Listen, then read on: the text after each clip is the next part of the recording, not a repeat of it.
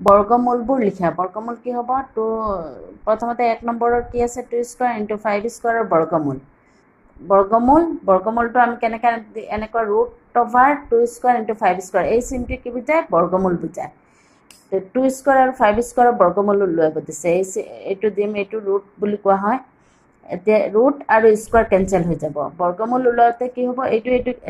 2 square আছে এই স্কোৱাৰটো আৰু ৰুটটো কেঞ্চেল হৈ যাব ইয়াত কি হ'ব 2 ইয়াতো 5 স্কোৱাৰ আছে 5 স্কোৱাৰ আৰু ৰুট কেঞ্চেল হৈ যাব ইয়াত কি হ'ব 5 এতিয়া 2 আৰু 5 আহিব 2 আৰু 5 ইনটু কৰিলে 10 ঠিক তেনেদৰে এইটোতো কি হ'ব 3 স্কোৱাৰ ইনটু 7⁴ ইমানৰ বৰ্গমূল উলিয়াব লাগে ইয়াত আমি কি কৰিম √3 স্কোৱাৰ ইনটু 7⁴ লিখিম কিন্তু ইয়াত 4 লিখিছোঁ 4 লিখিলে আমি মিলাব নোৱাৰিম 4ক আমি ভাঙি ল'ম 4ক কি হ'ব 7 স্কোৱাৰ ইনটু 7 স্কোৱাৰ 7 কেইটা 4টা ইয়াক আমি 7 ইয়াত 2টা ইয়াত 2টা 7 4টা পূৰণ আছে তেতিয়াহ'লে 7 4টাক আমি কি কৰিম 7 স্কোৱাৰ ইনটু 7 স্কোৱাৰ 2টা কৰি ল'ম তাৰপিছত কি হ'ব স্কোৱাৰ আৰু ৰুট কেঞ্চেল হ'ব 3 হ'ব ইয়াত স্কোৱাৰ ৰুট কেঞ্চেল হ'ব 7 হ'ব ইয়াত স্কোৱাৰ ৰুট কেঞ্চেল হ'ব 7 হ'ব এই তিনিটা পূৰণ কৰিলোঁ 147 এতিয়া 3 নম্বৰত কি আছে 11⁴ ইনটু 9 স্কোৱাৰৰ বৰ্গমূল এইটোতো কি কৰিম √11⁴ আছে 4ক আমি কি কৰিম 11 স্কোৱাৰ ইনটু 11 স্কোৱাৰ 2টা কৰি ল'ম 4 আছে যে 4ক আমি 11 স্কোৱাৰ 2টা ভাঙি ল'লোঁ ইনটু 9 স্কোৱাৰ এতিয়া কি হ'ব স্কোৱাৰ আৰু root cancel 11 square root cancel 11 9 square আছে square root cancel 9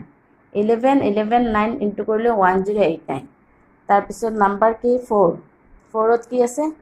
2 square into 6 square into 11 square into 5 স্কোৱাৰৰ বৰ্গমূল ইয়াত গোটেইকেইটা স্কোৱাৰত আছে √2 স্কোৱাৰ গোটেইকেইটা লিখি ল'লোঁ তাৰপিছত কি হ'ব স্কোৱাৰ আৰু ৰুট কেঞ্চেল হ'ব 2 হ'ব ইয়াত স্কোৱাৰ আৰু ৰুট কেঞ্চেল হ'ব 6 হ'ব ইয়াত 11 আহিব ইয়াত 5 এই গোটেইকেইটা পূৰণ কৰিলোঁ 660 এতিয়া নাম্বাৰ 5ত কি হ'ব একেই হ'ব ইমানৰ বৰ্গমূল ওলোৱা এইটো কি কৰিম 12 স্কোৱাৰ এইটো কি 7⁴ আছে এইটো 17⁴ 17ক কি কৰিম 17 স্কোৱাৰ ইনটু 17 স্কোৱাৰ আৰু 9ক আমি লিখিব পাৰিম কি 3 স্কোৱাৰ 3 দুটা পূৰণ কৰিলে কি 3 3 গুণ 9 3 দুটা পূৰণ কৰিলে 9 গতিকে আমি 9ক লিখিব পাৰিম 3 স্কোৱাৰ তাৰপিছত কি হ'ব square root cancel 12 square root cancel 17 ইয়াতো দুটা 17 আহিব স্কোৱাৰ ৰুট কেঞ্চেল 17 3 স্কোৱাৰ আছে স্কোৱাৰ ৰুট কেঞ্চেল 3 এই গোটেইকেইটা পূৰণ কৰিলে 10404 উৎপাদক পদ্ধতিৰে বৰ্গমূল উলিওৱা নাম্বাৰ 1 উৎপাদক বিশ্লেষণ পদ্ধতি নাম্বাৰ 1 কি দি আছে 576ৰ বৰ্গমূল 576ৰ বৰ্গমূল ওলাওঁতে প্ৰথমতে কি কৰিম 576ক আমি ভাঙিব লাগিব যদি কৰিলে কিমান হ'ব 288 আকৌ 2 দি হৰণ কৰিম 144 আকৌ 2 দি 722 আকৌ 2 দি 36 আকৌ 2 দি 18 আকৌ 2 দি 9 আকৌ এতিয়া 2 দি নাযাব 3 দি কৰিলে 3 3 গুণ 9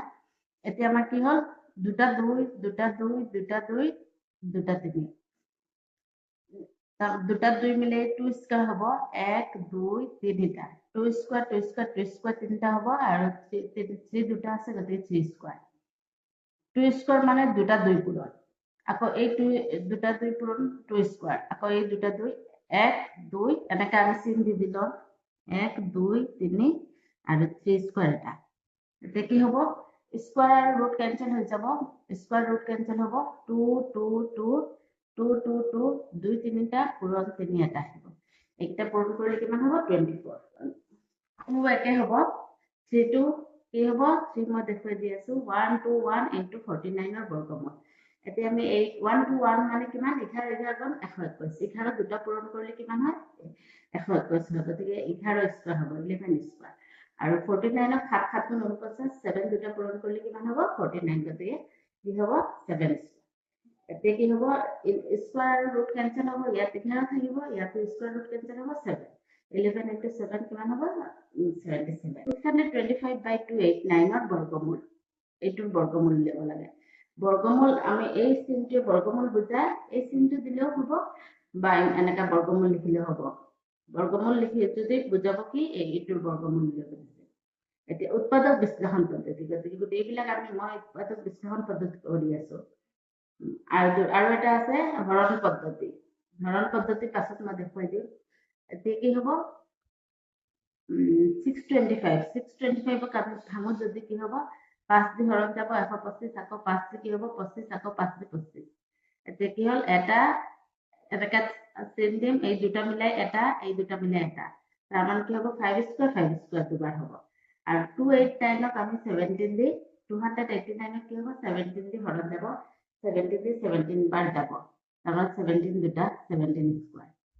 ওপৰত আহিব আৰু তলতো তলত আহিব এতিয়া 5 আৰু স্কয়াৰ কেনসেল হ'ব 5 আৰু স্কয়াৰ কেনসেল হ'ব ইয়াত কি থাকিব দুটা 5 থাকিব ওপৰত দুটা 5 থাকিব আৰু তলত কি হ'ব 17 স্কয়াৰ আৰু ৰুট কেনসেল হ'ব কিমান থাকিব 7 ওপৰত স্কয়াৰ আৰু ৰুট কেনসেল হ'ব 5 দুটা থাকিব আৰু তলত 17 আছে ৰুটটো উঠাই দিও যদি ওপৰত কি হ'ব 5 5 আৰু তলত হ'ব 17 এতিয়া এই দুটা পূৰণ কৰিলে 25 আৰু তলত 17 কাটা কাটি নাযাব কাৰণ এইটোৱে এনসাৰ হ'ব থ্যাংক ইউ